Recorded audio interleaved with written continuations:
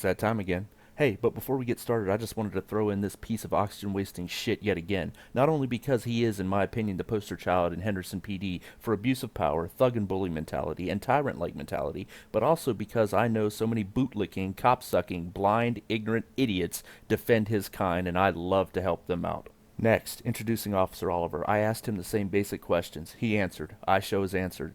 Afterward, I comment about police being the enemy of we the people and domestic enemies in many ways, and how the Constitution doesn't grant rights nor restrict we the people, contrary to misconception and brainwashing, but it reminds government of rights and restricts government. I don't think Officer Oliver is a bad person, nor a bad officer. In fact, many of the officers at HPD seem to not be fitting the title of bad, depending upon your definition. However, that doesn't mean that profession is in general good, nor does it negate nor make moot nor untrue my comments at the end. Also, it doesn't mean they would stand up under pressure of peers when observing an officer committing bad actions. Mull it over. Moving on. How you doing today, officer? Hey, can I get your name and badge number? Officer Oliver, badge number 49. Officer Oliver, I gotta ask you a question. You support and uphold the Constitution as a law enforcement officer, correct? Yes, sir. If you were ordered to go door to door, person to person, and confiscate firearms from law-abiding citizens contrary to the Constitution, would you comply with such an order? No, I would not. No, you would not? No, I would not. You have anything else you want to add? No, I'm hungry. You have a good day then, sir. Thank you very much. Here come my opinions, comments, and beliefs. As always, if you dislike them or disagree with them, feel free to stay, or feel free to unsub, thumbs down, then fuck off, and when you get there, fuck off again. I'm not here for you, nor to make friends. Moving on. I've tried to explain this before, but I think too many people just don't get it. And it is a very important subject. As a matter of fact, it's so important I should probably include it in every fucking video. Here it is. When officers or anyone answers they wouldn't act against the Second Amendment or the First Amendment or any other amendment of the Constitution because it's unconstitutional, I think they either don't understand the Constitution or have been brainwashed to the contrary of the facts of the Constitution. Here's my ignorant take and understanding of it. First off, the Constitution was not written to restrict we the people. It was specifically written to restrict the government. The brainwashed sheeptards, blind order followers, bootlickers, and general idiots indoctrinated by the public indoctrination system, aka the public education system, need to get this fact straight. Second, keeping the first fact in mind leads us to the second fact. The Constitution does not grant rights. The Constitution enumerates, lays out, explains, puts on paper, and reminds we the people and they the government, specifically politicians and police, of what is not to be infringed upon, aka shall not be infringed. Whether it's the Second Amendment or the First, for example, whether the tyrant politicians, most likely Democrat, leftist, progressive, socialist tyrants, and possibly some Republican ones, convince the required number of states to repeal an amendment or not, would change nothing. The rights are rights, and they are not simply lost because a document that wasn't even meant to be granting them in the first place and was meant to restrict government, not we the people, suddenly doesn't spell them out. You would still have the right of self-protection, free speech, and ability to defend your fellow patriots against a tyrannical government. So you don't go do nothing foolish. The Ninth Amendment reads as, quote, "The enumeration in the Constitution of certain rights shall not be construed to deny or disparage others retained by the people."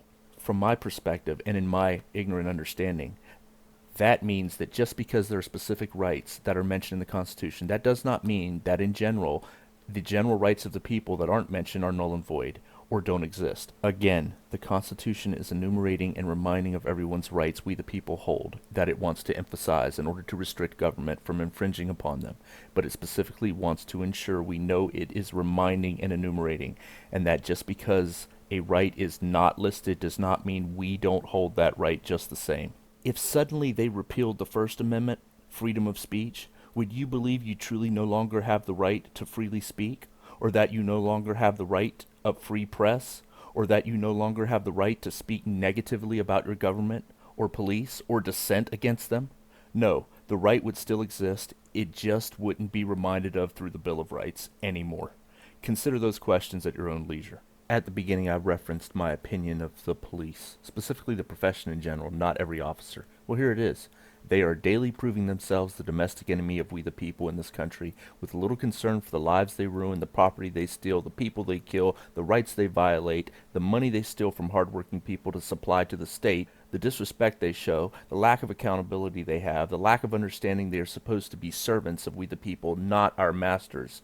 The police are domestic enemies at this point, enemies of we the people at this point, whether individual officers mean to be or not, and whether they intend to be or not. There are good officers, but a large majority end up doing the bidding of their masters, and overall, their profession has become nothing more than a tyrannical arm of the government, designed to produce revenue and control the masses through fear, intimidation, violence, guns, kidnapping, imprisonment, and sometimes murder. Too many of them have no further thought nor consideration about their oaths, nor the Constitution, nor their being servants, than what money they can make and what power they can exercise. When everything's calm, the government and many police preach we should give up our guns and rely upon them. As soon as the shit hits the fan, they tell us we are on our own and we should protect ourselves. A bulletin from the police department. Keep your doors locked and prepare to protect yourselves if necessary with any weapons you may have. Citizens remaining in New York may have to protect themselves from the cranks and looters known to be roaming the streets. Government cannot and oftentimes will not be there when you need them to be, until after you need them to be there. How many times do people have to see this proven before they learn?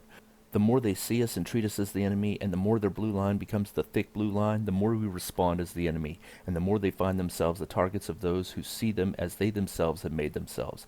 Not just those whom they have arrested, nor even those titled as criminals, but even many whom used to hold them in high regard, or were on the fence about them. They are not heroes just because of their uniforms, contrary to the bootlickers' beliefs, or the beliefs of some officers, or their friends, or family. They have the choice as to what side they support. We the people and rights, or they the government and tyranny. Like my grandmother used to tell me, you made your bed, now lie in it. They're making their beds. I hope they find it comfortable. The ones earning the hate are earning it not just for themselves, but for their co-workers and their profession in general. Wake up, sheep. I now return you to your green pastures, where the grass is sweet, the yoke of servitude makes you feel illogically safe, and the bliss of ignorance lulls you to sleep. One woman just stood in the middle of the room and cried. Cried like a baby, pleading for someone to help her. If you were ordered to go door to door, person to person, and confiscate firearms from law-abiding citizens contrary to the Constitution, would you comply with such an order? No, I would not. No, you would not?